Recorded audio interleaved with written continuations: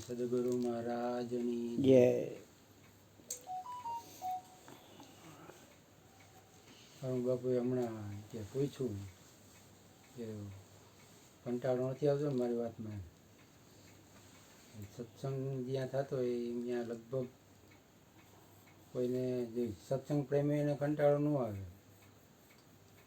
કબીરજી કહી ગયા એમ કે કબીરા પીતા છકરૈયા ઓર પીવન કિયા, એમ કે સત્સંગ તો વધારે ને વધારે આપણે જીવનમાં જેટલો મળે એટલો ઘટે જ છે. એટલે એમ કે કબીરા પીતા છકરૈયા ઓર પીવન કિયા. પછી કે સત્સંગ રસ ऐसा है मेरे भाई जिसे पिए अमर हो जाए. રામ રસ ગયો, સત્સંગ ગયો કે જે ગયો, પણ સત્સંગ રસથી અમર થઈ જાય.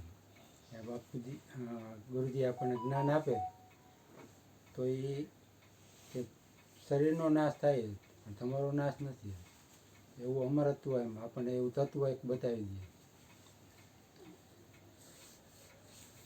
પછી પરમદીપ પ્રોગ્રામ હતો, દ્વારકાદાસભાઈ આવ્યા હતા ને મને ફોન કર્યો હતો બાપુએ કે આવજો કે પિક્ચરના ગીતને એ બધું કે પ્રોગ્રામ ગાવાના છે. ગીત ભલે પિક્ચરનું કહેવાય પણ જો સાર લેતા આવડે તો એમાંથી આખા જીવનનો આખા સાર મળે એવું એવી એવી રચનાઓ હોય. એમણે બધી રચના રજૂ કરી, ખરેખર આમ અમુક કોમેડી હતી પણ જો જોતા તો ફિલોસોફી એમાંથી એમ જીવનનો સાર નીકળે એવી રચનાઓ હતી. ચલ અકેલા ચલ અકેલા તેરા મેલા પીછે છૂટા રાહી ચલ અકેલા. કે જવાનું ત્યારે આપણે એકલું જ જવાનું, આ બધું છૂટી જશે. પિક્ચરનું ગીત છે પણ છતાં એમ સંતોના એ શબ્દો એવા હોય જે મને એક બે ગીત ગમે એવા છે. એમાં સંસારના લોકો શું કહે એમ કે જોવું નહીં, એવું ભજને છે અને ગીતે એમ. कुछ तो लोग कहेंगे लोगों का काम है कहना, छोड़ो संसार की बातों में कहीं बीत न जाए रहना. સંસારીઓની વાતોમાં આપણું જીવન એમનો વ્યર્થ વહી ન જાય. આપણું જીવન સત્સંગમાં જાય એ ઘડી આપણી લેખે. એ સંસારની વાત તો થવાની છે, લોકો જે કહેવાના એ કહેવાના જ છે. એવું ભજન છે, બોલે ને બોલવા દઈએ આપણે હરિભજન મારીએ. એ બોલે ને બોલવા દેવું. એમાં પહેલાં મેં કીધું એમાં બે અર્થ થાય કે એક તો સંસારી લોકો જે બોલે તો બોલવા દેવા જે કરતા હોય, અને બીજું કે આ બોલે છે એને બોલવા દે. તો યાદી આપણને રહે કે ભાઈ બોલે છે એ આપણે બોલતા હોય તો યાદી રહેવી જોઈએ કે આપણે શું બોલી છીએ. હમણાં શું બોલતા એ ખબર નથી, ઘણી વાર એવું થાય. પછી કે આ આખો સંસાર ભગવાનની રચના છે. એનું એક હિન્દી ગીત મને યાદ આવે છે. મેં બહુ ગીત સાંભળ્યા, ખોટું નથી કહેતો.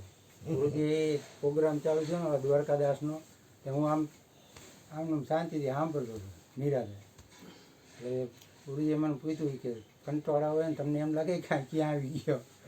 મેં કહ્યું એવું નથી, ગમે જ છે પણ થોડોક થાકડો ને એ બધું હતું ને, સવારે પછી વહેલું જવાનું હતું ને બધી એવું હતું એટલે પછી વહેલો વયો ગયો હતો.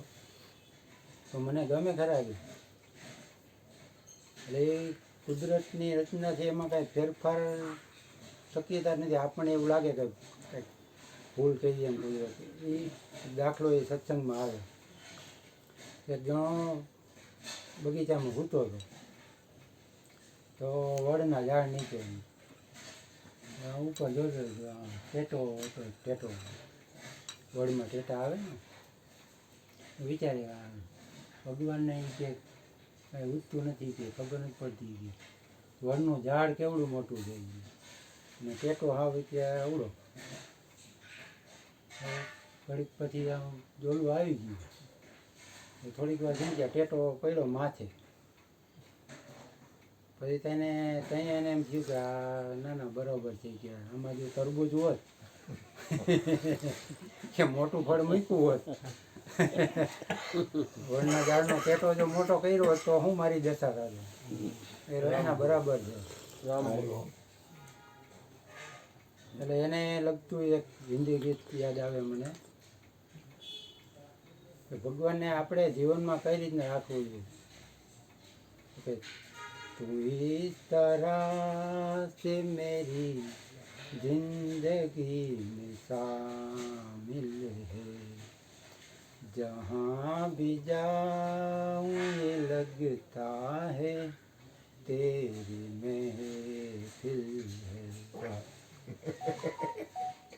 हर एक चीज है अपनी जगह ठिकाने से, कई दिनों से शिकायत नहीं जमाने को. કે એને જે રચના આખી કરી છે, સૂર્ય છે, ચંદ્ર છે, પૃથ્વી છે, એમાં કાંઈ ભૂલ ન કાઢી આવ્યા છે. અબજો વર્ષોથી, આ કરોડો વર્ષોથી એના જગ્યાએ સ્થિર છે. તો એનામાંથી આપણે સાર લેવું જોઈએ. આપણે થોડુંક સ્થિર થવું, સત્સંગ કરીને, ભજન કરીને, જેમ ત્યાંથી મળે ત્યાંથી. પિક્ચરના ગીતથી સ્થિર થવાય એવું કંઈ નથી, તો ભજન હોય તો સ્થિર થવાય. બોલીએ સદગુરુ મહારાજની જય.